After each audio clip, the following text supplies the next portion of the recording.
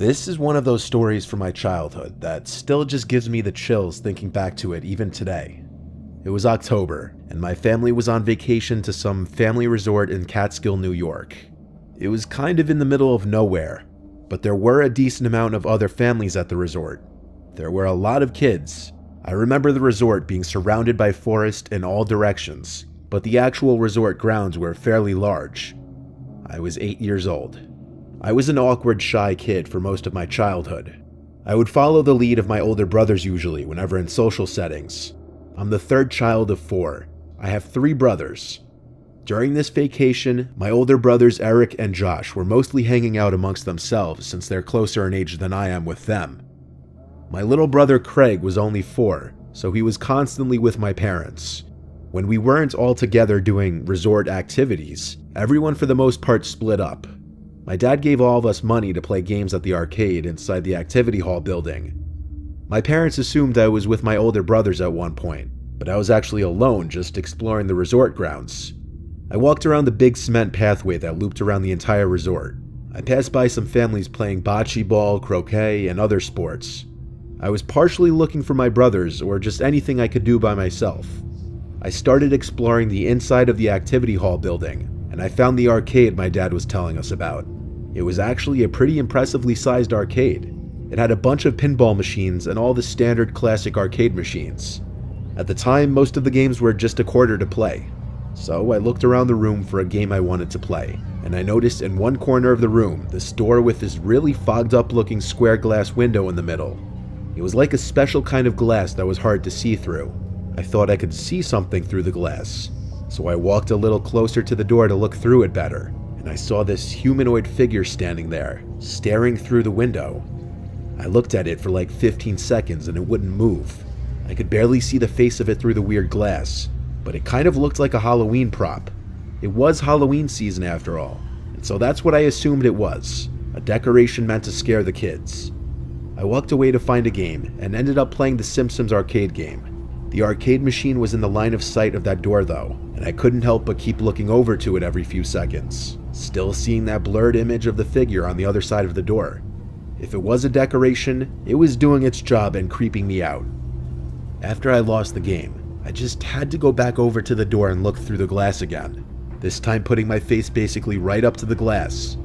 I saw the blurred face of the figure standing there. It was a man for sure. The neutral expression on the face suddenly changed to a smile, and I gasped in horror. It was a real person. I ran halfway out of the arcade, then stopped and turned around. The blurred figure on the other side of the door was gone. I slowly walked back to the door and opened it. I was brought into this dark hallway. It just had this liminal, unexplainable feeling inside of it, and I was creeped out. I didn't see anyone in there, but it got so dark mere feet away from the door that for all I knew, there could have been someone hiding further down the hall. I went back through the arcade to where I came in from, and went straight back to our room and stayed there till my parents returned. I told them about it, and I'm sure they found it odd. That night, when we all had dinner together in the dining hall, something disturbing happened. I noticed a man sitting alone at one of the nearby tables. He was facing me and looking at me. He had a plate of food in front of him, but I don't remember seeing him eating. When he saw me look back at him, he smiled. Immediately, I thought back to the man I saw on the other side of the door. Even through that blurry glass, I felt like the face and smile matched. I quietly told my parents about the man, scared, and they looked back at the man, which caused him to stop looking over. My dad told me to just not look in that man's direction. Pretty soon the man got up and left, and he took one last look at me before he did. I tried my best to look away and pretend not to notice. That was the last time I saw that man on our trip. I look back on it and feel like he was most likely a predator. The way he just stood there still as a statue, watching me for so long. And then that creepy smile. If I'm right, I hope no children ever fell victim to him.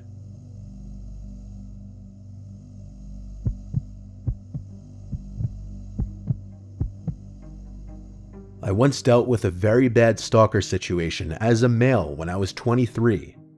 I had met this girl Alyssa who was 19. I actually slid in her DMs on Instagram and it went from there.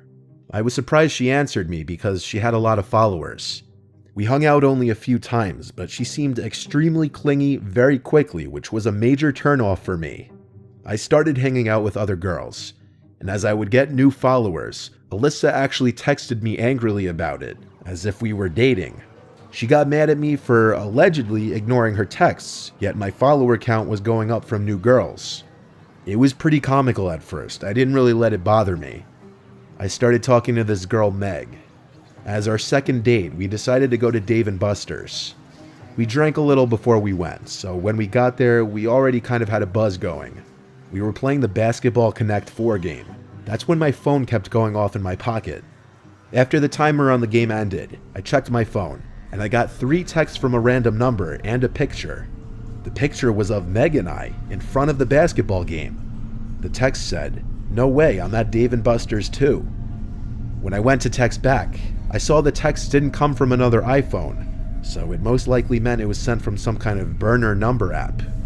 I looked in the direction from where the picture was taken. My first assumption was that it was going to be Alyssa, but she wasn't there. It was just a few other groups of people playing different games. I replied, "Who is this?" But there was no response. I showed Meg the text and picture, and she agreed it had to be a friend messing with me. We went across the place to a different game, and it happened again, a few minutes into playing this new game. I got a picture texted to me with both of our backs turned to the person taking the picture, and they were maybe like 50 feet away from us when it was taken. It looked blurry though, like it was zoomed in. This time they sent a text saying, "My favorite game, can you beat my high score, LOL." I told Meg to wait there as I walked to the area where the picture was taken from. I looked all around the immediate area, expecting to see Alyssa or honestly anyone I knew, but it was just a bunch of strangers. Some random lone guy playing some ticket jackpot game, this group of teenagers playing skee-ball. It was a normal scene. I replied to the text again asking, "Who is this?" Then I texted a few of my close friends a screenshot of the pictures, of course asking if it were any of them first. I believed them when they said it wasn't. It could have been anyone, but I did not see Alyssa in there. The person responded to my text, "Who do you think it is?" I said maybe we should go to Meg, and she agreed. We left the building and went to my car. I got a text from the number saying, "Why'd you leave?" I didn't respond. We went to a nearby bar to continue our date, and after that, Meg actually came home with me. Meg and I were in my room when I got a text again. It was from the same number, another text and picture. The text said, "What a lovely house, come outside," and the picture was of my house. Now this was a direct threat. This was not a joke anymore. I wasn't sure if whoever it was still outside my house or not, until I heard a window break from downstairs. I grabbed my Glock 19 from my nightstand and charged downstairs and out the front door. I saw a big guy in front of the house with a big metal baseball bat in his hand. He was acting tough until he saw my gun. Then he dropped the bat and put his hands up. I yelled to Meg inside to call 911 as I had my gun pointed at the man. I recognized him to be one of the lone men at Dave & Buster's playing some ticket jackpot game, which now that I think about it, he was probably just pretending to be playing. I asked him who he was and why he was following me. He immediately said that he was Alyssa's brother, and that basically he was trying to stick up for his sister.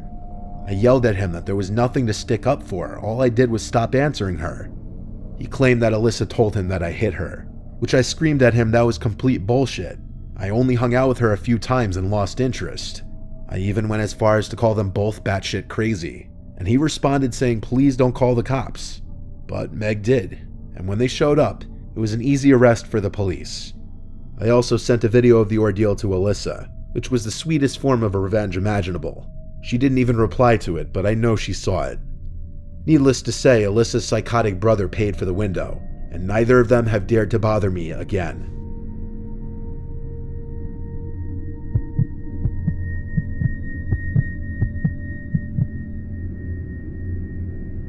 When I was a young kid, arcades were a lot more mainstream in society. Before everyone had smartphones and crazy advanced video games at home, going to the arcade was one of the most fun things you could do as a child. There was this arcade right by my school that my friends and I would often go to after school or on the weekends. One day I went there with my friend Connor right after school. It was kind of quiet there today because it was a stormy day and most kids probably just ran home or got picked up by their parents. so besides a few other kids, we had the place to ourselves. The usual age range of the people there was like 10 to upper teens. Connor and I were playing Street Fighter together when this older guy started watching us play. Looking back now, I'd say he was around 35, which to us when we were 10 seemed super old. Connor and I looked at each other and smirked because we both noticed it and it was kind of awkward. The man started commenting on the gameplay, like cheering us on and having remarks on basically any hits we landed on each other. At first, we laughed, I guess to be polite, thinking he was trying to be funny, but at a certain point it just got weird, like he didn't know when to stop and leave. He watched us play the entire match, and had he not been there, we would have played another, but we decided to migrate to something else just to try to get away from him. As we went over to the air hockey tables, the guy was following us and started talking to us. He introduced himself, but I don't remember the name he gave. He offered to pay for our game of air hockey. We were 10 and we viewed our quarters as gold, so we accepted the guy's offer. Even at 10, we could tell he gave off some kind of antisocial tendencies. He didn't seem completely normal. Of course, he watched our game of air hockey too and kept commenting on the game as if he were a professional commentator for some sporting event. But it went from annoying to downright creepy when he started making physical contact. It started when I scored a point on Connor and the guy congratulated me and put his hand on my shoulder. The hand stayed there for a few seconds actually.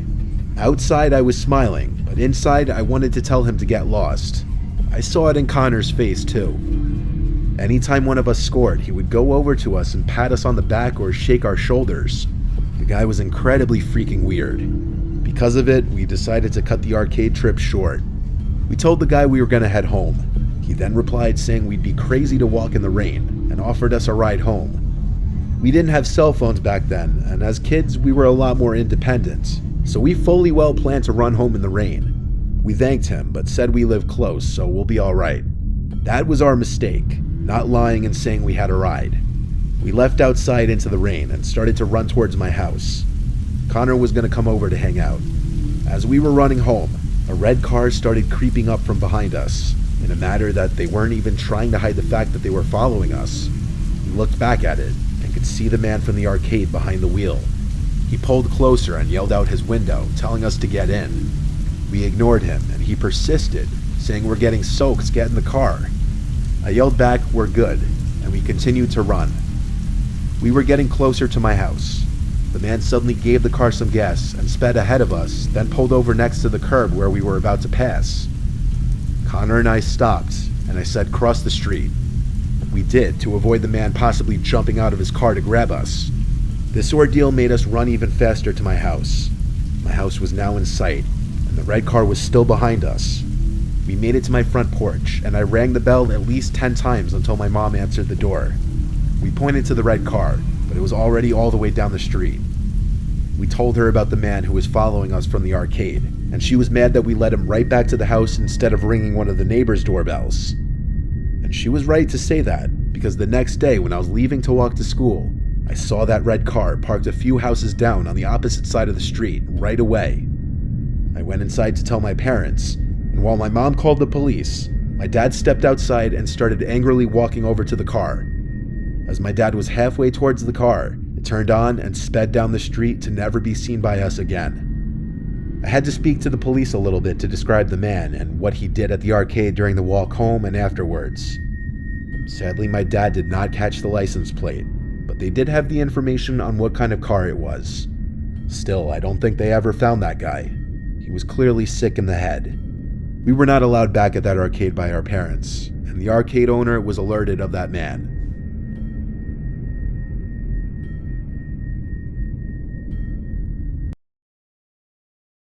There's one thing even more terrifying than these clips, and that's what your life would be like without watching more of our videos.